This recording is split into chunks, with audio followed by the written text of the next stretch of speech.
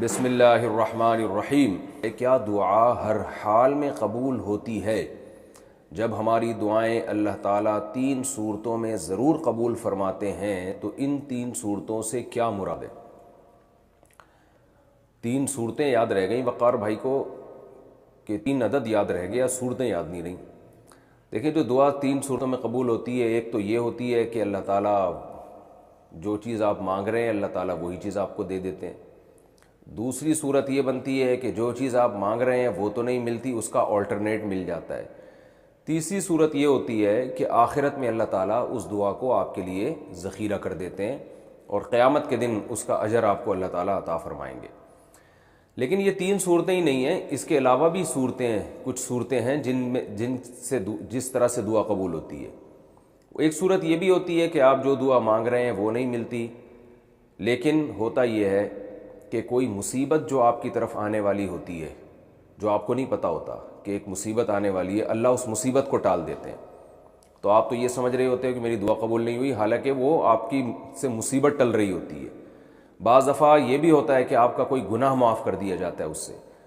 تو ہر حال میں دعا قبول ہوتی ہے۔ اس کی وجہ یہ ہے کہ رسول اللہ صلی اللہ علیہ وسلم نے ارشاد فرمایا کہ اللہ تعالیٰ اس بات سے حیا کرتے ہیں کہ کوئی بندہ جب اس کی طرف اپنے ہاتھ اٹھائے ان یردہما خائبین، کہ اللہ ان ہاتھوں کو خالی ہاتھ لوٹا دے۔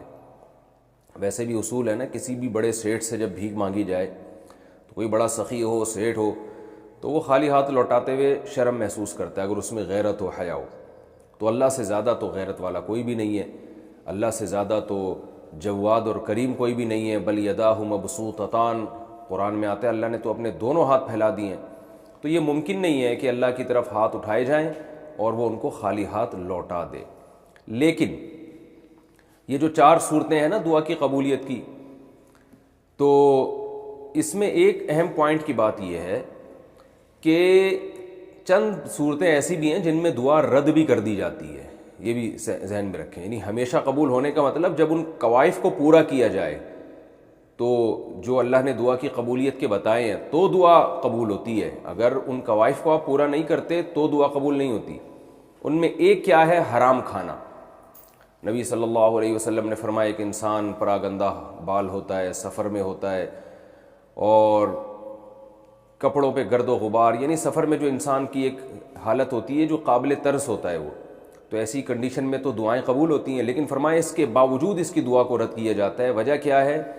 کہ اس کا کھانا بھی حرام اور اس کا پہننا بھی حرام، حرام کھا رہا ہے اور حرام پہن رہا ہے۔ تو حرام کی وجہ سے دعائیں قبولیت کا امکان ختم ہو جاتا ہے یا کم ہو جاتا ہے۔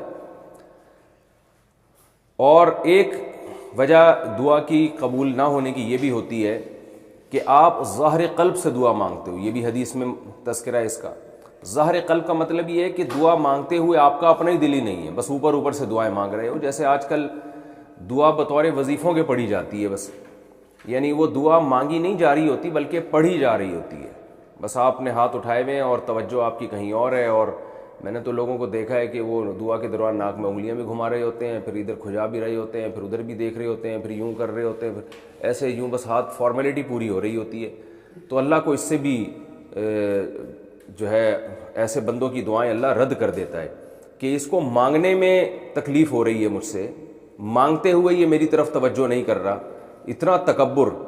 یہ ایسے ہی ہے جیسے کسی شیخ صاحب کے پاس آپ جائیں بھیک مانگنے کے لیے، تو دیکھیں بھیکاری کیسے اپنے آپ کو جھکاتا ہے اور کیسے کہتا ہے، پوری توجہ اس کی اس طرف ہوتی ہے کہ اس کی جیب سے چندہ نکل جائے، یہ چندہ نکل جائے، یا اگر کوئی چندہ مانگنے والا گیا ہے، یا اس کی جیب سے میرے لیے کچھ پیسے نکل جائیں۔ ایسا نہیں ہوتا کہ ادھر توجہ اور یوں کر کے سیٹھ صاحب سے کہہ رہا ہو کہ یار کچھ 50 روپے مل جائیں گے تو اچھا ہے، نہیں ملے تو بھی ٹھیک ہے، اس طرح کی بات نہیں ہوتی۔ تو اس لیے دنیا میں جیسے جب کسی سے مانگا جاتا ہے تو اس وقت پورا فوکس کیا جاتا ہے اور پوری توجہ کے ساتھ مانگا جاتا ہے، تو اللہ سے جب مانگا جائے تو اس سے بھی زیادہ توجہ کے ساتھ مانگا جائے، عاجزی اور انکساری کے ساتھ مانگا جائے۔ تو ایک تو یہ ہے کہ اگر ظاہر قلب سے یعنی اوپر سے دعا مانگی جائے تو اللہ نہیں اس پکار پہ اللہ جواب نہیں دیتے، اس کو رد کر دیتے ہیں کہ تجھے مانگتے ہوئے تکلیف ہو رہی ہے تو ہم تیری دعا کو ہم کیوں دعا سمجھیں۔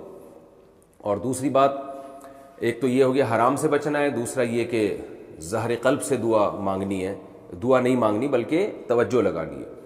یہ تو ہے کہ یہ دو چیزیں تو وہ ہیں جن کی وجہ سے دعا رد کر دی جاتی ہے۔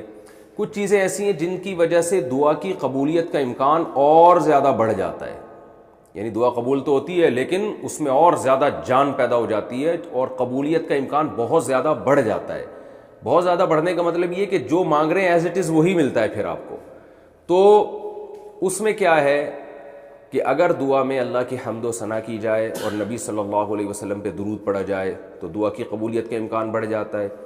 نمبر 2، کسی نیکی کے بعد کوئی دعا کی جائے، جیسے آپ نے صدقات و خیرات کیے یا نماز پڑھی، اس کے بعد دعا مانگیں گے تو قبولیت کا امکان بڑھ جائے گا۔ کچھ اوقات ایسے ہیں جن میں دعا کی قبولیت کا امکان بہت زیادہ بڑھ جاتا ہے، جیسے رات کا آخری حصہ جسے تہجد کہا جاتا ہے۔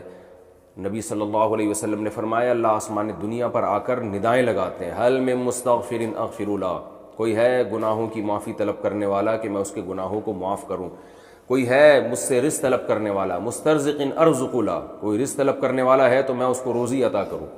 تو یہ جو رات کا آخری حصہ ہے نا تہجد کا وقت، اس میں اٹھ کے اللہ سے ہاتھ پھیلا کے دعا مانگنی چاہیے، اس میں قبولیت کا امکان بہت زیادہ ہے۔ یعقوب علیہ السلام نے جب ان کے بیٹوں نے توبہ کی اور اپنے والد سے کہا کہ ہم نے جو یوسف علیہ السلام کو کنویں میں ڈالا ہم سے غلطی ہوئی، آپ ہمارے لیے اللہ سے معافی مانگیں، تو یعقوب علیہ السلام نے فرمایا سوف استغفر لکم ربی، عن قریب میں اپنے رب سے تمہارے لیے معافی مانگوں گا۔ تو عن قریب کیوں؟ مفسرین نے لکھا ہے اس لیے کہ ان کا ارادہ تھا میں تہجد میں اٹھ کے توبہ کروں گا تمہارے لیے۔ تو رات کے آخری حصے میں دعا کی قبولیت کا امکان زیادہ ہوتا ہے۔ تیسری بات کہ جو تقوی کی زندگی اختیار کرتا ہے، گناہوں سے بچتا ہے، تو اس کی دعاؤں میں بھی اللہ بہت زیادہ جان اور طاقت ڈال دیتے ہیں۔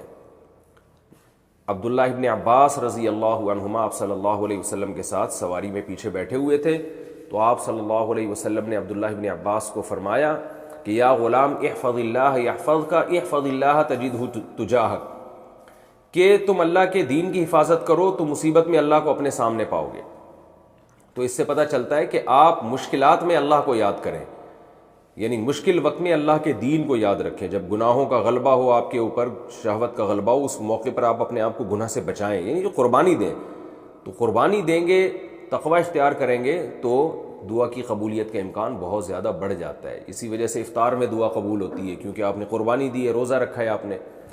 تو یہ ہے، کچھ جگہیں ایسی ہیں جہاں دعا کی قبولیت کا امکان بڑھ جاتا ہے، جیسے مسجدیں ہیں یا مسجد نبوی ہے صلی اللہ علیہ صاحبہ الصلاۃ والسلام، نبی صلی اللہ علیہ وسلم کی مسجد میں، مسجد نبوی میں قبولیت کا امکان بڑھ جاتا ہے۔ پھر بیت اللہ میں قبولیت کا امکان اور زیادہ بڑھ جاتا ہے، یعنی حرم میں۔ اور پھر بیت اللہ کے غلاف کو پکڑ کے جو ملتزم ہے وہاں ملتزم پہ اپنے رخسار کو رکھ کے دعا مانگنے کی قبولیت کے امکان بے پناہ بڑھ جاتا ہے۔ تو کچھ جگہیں ایسی ہیں جہاں دعا زیادہ قبول ہوتی ہے، کچھ وقت ایسے ہیں، رمضان میں دعا کی قبولیت کا امکان بڑھ جاتا ہے۔ تو یہ تمام چیزیں ہیں، دعا مانگنے والے کو اس کا خیال کرنا چاہیے۔ اور یہ بات خوب اچھی طرح ذہن میں رکھیں، شیطان ایک دل میں وسوسہ ڈالتا ہے، وہ یہ کہتا ہے کہ ابھی چونکہ رمضان نہیں ہے تو دعا کی قبولیت کا امکان تو چونکہ رمضان میں بڑھتا ہے تو رمضان میں دعا مانگیں گے، یا تہجد میں امکان زیادہ ہوتا ہے تو ابھی نہیں مانگو۔ تو بھائی جب موقع مل رہا ہے مانگ لیں، تہجد میں بھی مانگ لیں پھر۔ تو ایسا نہ ہو عبادت کو یعنی نیکی کو ڈیلے نہ کریں، ہو سکتا ہے آپ کو اس وقت ٹائم نہ ملے تو ابھی بھی مانگ لیں، بعد میں جب موقع ملے گا تو اور زیادہ مانگ لیں۔ تو اس لیے دعا سے بہت فائدہ ہوتا ہے۔ اور ایک بات اور ہے، ایک چیز رہ گئی تھی کہ ایک اور عمل ایسا ہے جس سے دعا رد کر دی جاتی ہے۔ وہ عمل کیا ہے؟ صحیح حدیث ہے، رسول اللہ صلی اللہ علیہ وسلم نے ارشاد فرمایا کہ اللہ تعالیٰ اپنے بندے کی دعا اس وقت تک قبول کرتے رہتے ہیں جب تک کہ وہ یہ نہیں کہہ دیتا کہ میں مانگ رہا ہوں مسلسل مگر اللہ قبول ہی نہیں کر رہا۔ تو جب یہ لفظ کہتا ہے تو اللہ قبول کرنا چھوڑ دیتے ہیں، یعنی اس کو ایسا لگ رہا ہوتا ہے کہ قبول نہیں ہو رہی، حالانکہ قبول ہو رہی ہوتی ہے، لیکن چونکہ دنیا جو ہے نا اللہ نے معاملہ غیب پر رکھا ہے نا، تو وہ یہ سمجھ رہا ہوتا ہے کہ پتہ نہیں قبول ہی نہیں ہو رہی، میں تو کب سے دعائیں مانگ رہا ہوں۔ تو جس دن وہ یہ کہتا ہے نا کہ قبول نہیں ہو رہی تو اللہ اس وقت سے قبول کرنا ختم کر دیتے ہیں کہ بھئی تیرا جب میرے بارے میں یہ خیال ہے کہ میں قبول نہیں کرتا تو پھر میں نہیں کروں گا۔ تو اس سے پتہ چلتا ہے کہ جس کا اللہ کے بارے میں یہ خیال ہوتا ہے نا کہ وہ دعائیں قبول کرتا ہے تو اسی کی دعائیں قبول ہوتی ہیں. جس کا اللہ کے بارے میں خیال ہوتا ہے کہ قبول نہیں کرتا اس کی دعائیں قبول نہیں ہوتی ہیں. اور اس لیے علماء کہتے ہیں کہ اس بحث میں نہیں پڑھنا چاہیے کہ دعا قبول ہو رہی ہے کہ نہیں ہو رہی. اس کی کوشش میں لگے رہنے چاہیے کہ دعا کی توفیق مل رہی ہے کہ نہیں مل رہی. حضرت عمر رضی اللہ تعالیٰ عنہ کا قول ہے کہ مجھے اس کی فکر نہیں ہوتی کہ میری دعائیں قبول ہو رہی ہیں کہ نہیں ہو رہی, مجھے اس کی فکر ہوتی ہے کہ مجھے دعاؤں کی توفیق مل رہی ہے کہ نہیں مل رہی. اللہ تعالیٰ ہمیں دعائیں مانگنے والوں میں شامل فرمائے.